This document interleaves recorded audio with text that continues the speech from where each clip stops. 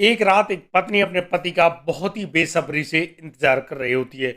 आज उसका पति 2 महीने बाद उसके घर आने वाला है और बस रात को जैसे ही उसका पति आता है, दरवाजा खोलती है और खोलते ही सीधा अपने पति को सीने से लगा लेती है। उसका प्यार उसके पति को बस ऐसे ही लग रहा है जैसे आज वह पत्नी अपना सब कुछ लुटा देना चाहती है। यहाँ पर वो दोनों एक दूसरे को किस करने लग जाते हैं और उनका प्यार बहुत ही जबरदस्त होता है। रात के करीब 10 बज चुके हैं और यहाँ पर बच्चे खाना खाकर सो चुके होते हैं, लेकिन उस पत्नी का जो प्यार है उसके पति के लिए कम ही नहीं हो रहा है और बस वो दोनों इसी तरह से लिपटते हुए बस अपने उस बेडरूम में जा रहे होते हैं और वहां पर जाने के बाद अब वह पत्नी अपने कपड़ों को निकालती है और बस अपने पति के कपड़ों को निकालने में लग जाती है। उसको मालूम है कि आज उसका पति कुछ शराब वगैरह पीकर आया है, लेकिन उसके बावजूद भी वह अपने पति पर बहुत ही ज्यादा प्यार लुटा रही है। इस प्रकार से उस पत्नी का प्यार देखकर आज तो उसका पति बड़ी ही हैरानी से उसकी आंखों में देखता है, लेकिन यहाँ पर उसको उसकी पत्नी की आंखों में प्यार ही झलकता है। वह अपनी पत्नी को बहुत ही प्यार से किस करता है और बस अब उनके बीच में वह प्यार आगे बढ़ने लगता है और बस दोनों शारीरिक संबंध बनाने की प्रक्रिया में जुट जाते हैं। यानी कि 2 महीने बाद एक पत्नी को उसके पति का प्यार मिलने वाला था। बस जोर शोर से यानी कि दोनों तरफ से बहुत ही जोर लगाया जा रहा है और अब एक दूसरे की वो इच्छाएं पूरी की जा रही हैं। यानी कि दोनों एक दूसरे को बहुत ही जबरदस्त तरीके से संतुष्ट करते हैं और अब तो इनको ऐसा काम करते करते करीब आधा घंटा बीत जाता है, लेकिन कोई भी हार मानने वाला नहीं है। अब अचानक उन दोनों के बीच में वह प्रक्रिया समाप्त होती है, यानी कि दोनों जबरदस्त तरीके से एक दूसरे को संतुष्ट करते हैं। जिस प्रकार से उनका ये इंटीमेट सीन बना, यानी कि दोनों बड़ी ही जोर से अपनी सांसें चला रहे हैं, यानी कि उनकी सांस उखड़ गई है, लेकिन दोनों एक दूसरे से बिल्कुल भी कसर नहीं छोड़ रहे। बस इसी प्रकार से जब दोनों का प्यार बना तो वो दोनों एक दूसरे को अपने अपने सीने से लगा लेते हैं और बस यहाँ पर पत्नी अपने पति के चेहरे पर हाथ फिराते हुए कहती है कि तुम मेरे बिना कैसे रह लेते हो, यानी कि तुम 2 महीने बाद यहाँ आए हो, मुझसे तो रहना बहुत ही मुश्किल हो रहा है। वह अपने पति से लगातार पूछ रही है कि आखिर तुम वहाँ कैसे रहते हो, कैसे अपनी भावनाओं पर काबू पाते हो। यहाँ पर वह पति कुछ भी नहीं बोल पाता, लेकिन वह पत्नी पूछ बैठती है कि आखिर वह कौन है जिसके साथ तुम इतना ज़्यादा प्यार करते हो और मुझसे दूर रह लेते हो। यहाँ पर वह आदमी अभी भी कोई जवाब नहीं दे रहा है, लेकिन अब तो वह महिला अपने पति को अपने बच्चों की कसम खिलाती है और कहती है कि आज तो तुम्हें उसका नाम बताना ही होगा। लेकिन जहाँ एक और उसका पति शिव पांडे, जो कि शराब पिए होता है, उसको थोड़ा नशा भी होता है और उसी नशे में वह एक नाम लेता है। वह नाम लेता है काजल चौहान का। काजल चौहान जो कि उस पति के साथ में रहती है। अब तो वह पत्नी प्रतिमा पांडे अपने पति शिव पांडे के साथ उसी बिस्तर पर सो जाती है।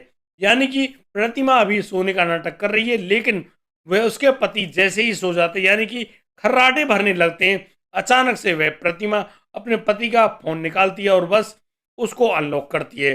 अनलॉक करने के बाद वह देखती है उसके फोन में उसके पति के दूसरी महिला के साथ अंतरंग फोटोज हैं और उन फोटो को देखकर उसको मालूम चलता है कि ये जो महिला है यह वही काजल चौहान है। इस बात को जानकर अब तो वह काजल सुबह होने का इंतजार कर रही होती है। सुबह होते होते वह बहुत ज्यादा गुस्से में भर जाती है और बस सुबह सुबह वह अपने पति से झगड़ बैठती है और वह झगड़ा इतना ज्यादा बढ़ जाता है कि अब तो उस प्रतिमा के सास ससुर को उन दोनों के बीच में आना पड़ता है। और अब यहाँ उससे पांडे से पूछा जा रहा है कि तुम्हारे किसी दूसरी महिला के साथ संबंध तो हैं, ये तो पक्का है, क्योंकि वो फोटोग्राफ उन माता पिता ने देख लिए, लेकिन वह महिला कौन है और वह कैसे तुम्हारी जिंदगी में आई। यहाँ पर शिव पांडे सब कुछ बताता है। दोस्तों यहाँ पर शिव पांडे अब एक ऐसा सच बताने वाला है जिस सच को जानकर आप हैरान रह जाएंगे। और फिर अब तो वह शिव पांडे और उसकी पत्नी प्रतिमा पांडे अब ऐसी तरकीब निकालते हैं, यानी कि एक ऐसी बात सोचते हैं जिसके बाद यहाँ पर बहुत ही ज्यादा खौफनाक मंजर सामने आता है। दोस्तों क्या था वह मामला और क्यों वह एक पति दो पत्नियों के बीच में फंस गया था, आइए जानते हैं पूरे मामले को। नमस्कार, आदाब, सत श्री अकाल दोस्तों, स्वागत है आपका हमारे यूट्यूब चैनल किस्से क्राइम के। और दोस्तों आपसे वही प्यार भरी गुजारिश, आगे बढ़ने से पहले हमारे चैनल को सब्सक्राइब करना, नोटिफिकेशन की बेल को दबाना बिल्कुल ना भूलें। दोस्तों आज का बेहद ही हैरान कर देने वाला मामला सामने आया है नोएडा से। दोस्तों नोएडा उत्तर प्रदेश में उभरता हुआ शहर जहाँ पर बहुत पूरे भारत के हर कोने से मौजूद व्यक्ति नोएडा में काम करता हुआ मिल जाएगा।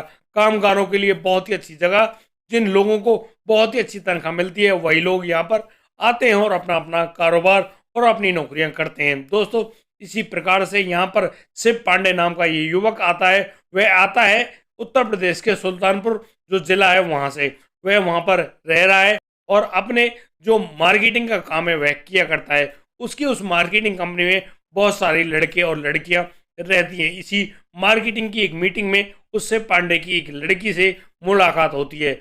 वह 22 वर्ष की लड़की, यानी कि जिसका हाव भाव, बोलने का तरीका, दिखने का तरीका वह बहुत ही सुंदर होती है और उसका उतना ही सुंदर नाम होता है काजल। काजल चौहान नाम की वह लड़की, जो कि नोएडा के उस गांव चौड़ा सदतपुर की रहने वाली है। उस मार्केटिंग की मीटिंग में यहाँ पर उस लड़के यानी शिव पांडे और उस लड़की काजल की मुलाकात हो जाती है और यहाँ पर वो दोनों एक दूसरे को आंखों ही आंखों में दिल दे बैठते हैं। उनकी यह एक ही बार की जो मुलाकात है यह प्यार में बदल जाती है और अब तो वह काजल अपने प्यार का इजहार करने से नहीं चूकती है। जैसे कि उस मार्केटिंग कंपनी में शिव पांडे बहुत अच्छे पद पे होता है, उसकी उस पद की गरिमा को देखकर काजल उस पर नौछावर हो जाती है और बस उनका वह प्यार पनप उठता है। दोस्तों, यहाँ पर वह जो लड़का शिव पांडे है वह उस काजल से बहुत ही ज़्यादा मोहब्बत करता है और अब तो वो दोनों शादी भी कर लेते हैं।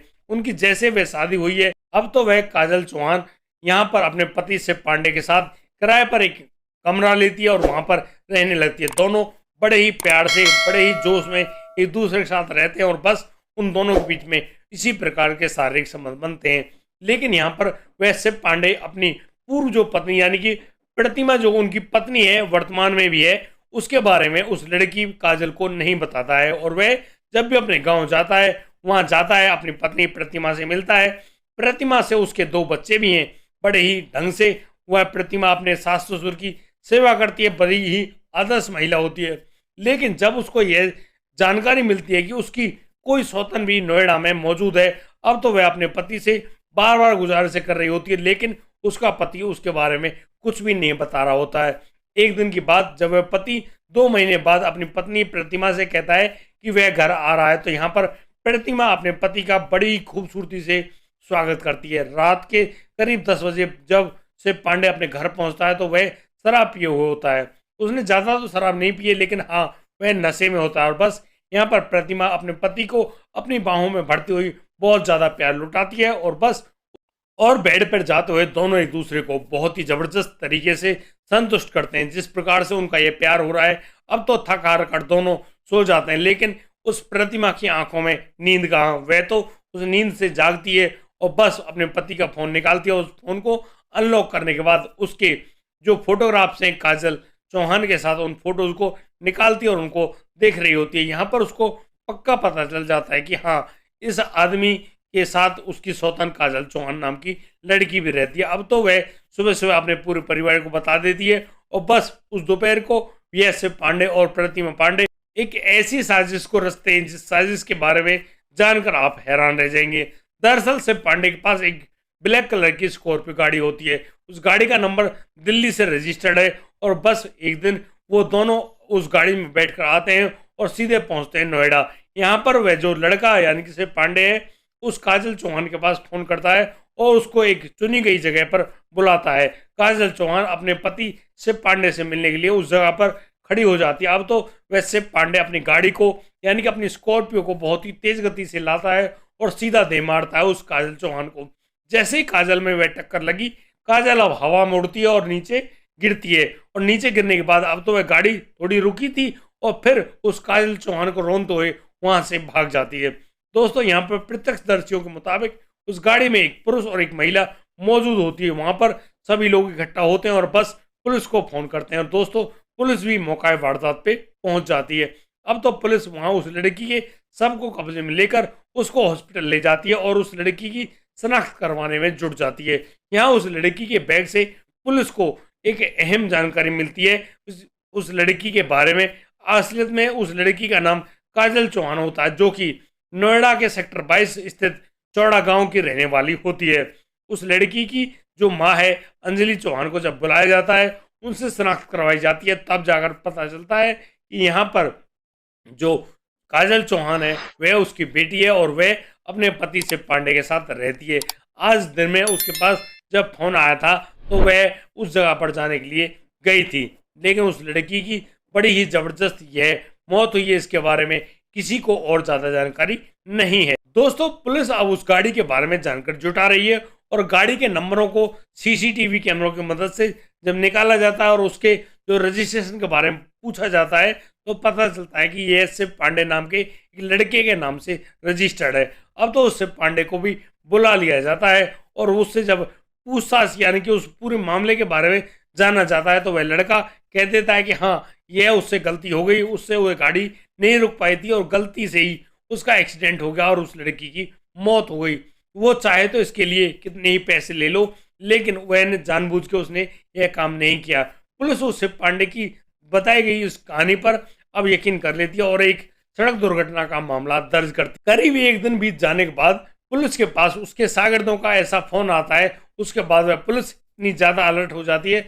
दरअसल वह फोन ऐसा होता है कि यहाँ पर यह लड़की के साथ यह सड़क दुर्घटना नहीं हुई है, यह तो जानबूझकर की गई हत्या है। अब तो पुलिस दोबारा उस लड़के यानी कि शिव पांडे को अपने पास बुलाती है और उस लड़की काजल के जो फोन नंबर हैं यानी कि फोन है उसके बारे में पता लगाती है। यहाँ पर काजल का फोन मिल तो जाता है, लेकिन उसका जैसे तैसे लॉक खोला जाता है, लॉक किया जाता है और फिर वहां से एक नंबर के बारे में जानकारी मिलती है कि इस लड़की के पास जो आखिरी फोन आया था वह भी शिव पांडे नाम के एक युवक का होता है। दोस्तों, पुलिस जब उस नंबर को मिलाती है तो वह नंबर शिव पांडे के पास ही मिलता है। अब शिव पांडे कहता है कि यह उस कंपनी में यानी कि उस मार्केटिंग कंपनी में काम तो करती है और बस इसने मीटिंग के लिए उससे बातचीत करी थी।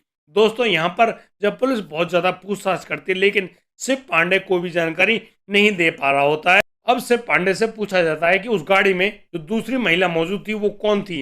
अब तो शिव पांडे बताता है कि वह उसकी पत्नी प्रतिमा पांडे होती है और अब तो पुलिस उस प्रतिमा पांडे को भी पुलिस थाने में बुलाती है और उससे पूछताछ करने लगती है और पुलिस थोड़ी सी बातों को घुमा घुमा कर पूछताछ करती है तो यहाँ पर प्रतिमा पांडे एक ऐसा सच बताती है जिस सच को सुनकर सभी लोग हैरान रह जाते हैं।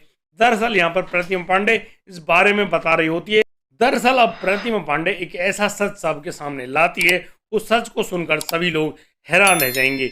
दोस्तों, यहाँ पर प्रतिमा पांडे कह रही होती है कि यही वैसे पांडे है जो जिसने 2 शादियां करी हैं, यानी कि उसका पति उसकी सौतन को रखने लगा था अपने साथ और उसके साथ ऐसे संबंध बनाने लगा था। जब उसको काजल चौहान के बारे में जानकारी मालूम चली तो वह अपने पति से कहती है कि उसको एक ही पत्नी को रखना होगा, या तो वह प्रतिमा पांडे को जान से मार दे या फिर उस काजल के साथ कुछ ऐसा कर दे। अब तो वह जो शिव पांडे बहुत ही मुश्किल में फंस गया था और बस अब दोनों एक ऐसी साजिश रखते हैं यानी कि उस काजल चौहान को उस प्रेम के रास्ते से हटाने का निर्णय लेते हैं और बस उसको एक ऐसी तरीके से मारना चाहते हैं जैसे कि वह एक सड़क दुर्घटना लगे और एक सड़क दुर्घटना में उस काजल की मौत हो जाए। जैसे वह मरेगी उसका जो खामियाजा होगा यानी कि जो मुआवजा है वह तो दे देगी गाड़ी की जो इंश्योरेंस कंपनी है और बस उस काजल से उस प्रतिमा को छुटकारा मिल जाएगा। जिस प्रकार से उस प्रतिमा ने उस अपने पति शिव पांडे के सामने सारा जो जुर्म है स्वीकार कर लिया, अब तो पुलिस देर नहीं लगाती और अब तो एक नई एफआईआर दर्ज करती है और वहां पर उस लड़की काजल की मौत के लिए उस प्रतिमा पांडे और उसके पति शिव पांडे दोनों को जिम्मेदार ठहराया जाता है और उनको अब जेल भेज दिया जाता है। दोस्तों, इस पूरे घटनाक्रम को सुनाने का उद्देश्य किसी को परेशान करना नहीं है, किसी के दिल को ठेस पहुंचानी नहीं है। दोस्तों, हम इन घटनाक्रम के माध्यम से आपको बताना चाहते हैं कि इंसान थोड़े से लालच में आकर ऐसे बुरे कर्मों को अंजाम देता है जिनका परिणाम वाकई में बहुत ही बुरा होता है। दोस्तों, आखिर उस प्रतिमा पांडे और उस शिव पांडे को उस काजल चौहान की जान लेने से कोई फायदा हुआ नहीं। अब वो दोनों जेल की हवा काटेंगे, जेल में चक्की पीसेंगे, लेकिन उनके दोनों छोटे छोटे बच्चे असली सजा तो वो भुगतेंगे जो कि बस बिना माता पिता के अपने घर पर रह गए। आखिरकार उनके जो माथे पर कलंक लग गया यानी कि उसके पति ने एक महिला की हत्या कर दी है और पहले तो उसका पति उससे अपनी पत्नी बनाकर रखता है और फिर उसकी जान ले लेता है। इन पूरी बातों को सुनकर शायद उन बच्चों की जिंदगी आगे गुजरे, लेकिन दोस्तों किसी भी गलत बात को करने से पहले 10,000 बार सोचें और यह सोचें कि आपके जाने के बाद आपके जो ऊपर आश्रित लोग हैं यानी कि माता पिता हैं या पत्नी है या फिर बच्चे हैं उन पर क्या बीतेगी। आप लोग तो यह काम करके शायद छूट भी जाएं, लेकिन उन बच्चों पर क्या बीतेगी। दोस्तों, आप लोग क्या सोचते हैं इस पूरे घटनाक्रम के बारे में? हम लोगों को अपनी राय अवश्य लिख कर दें। और दोस्तों, आज के लिए सिर्फ इतना ही। अब दीजिए मुझे इजाजत, मिलता हूँ कल, लाता हूँ एक और नया सनसीज मामला। तब तक के लिए आप बढ़िया रहें, बेहतरीन रहें, अपना और अपनों का बखूबी ख्याल रखते रहे। जय हिंद, जय भारत।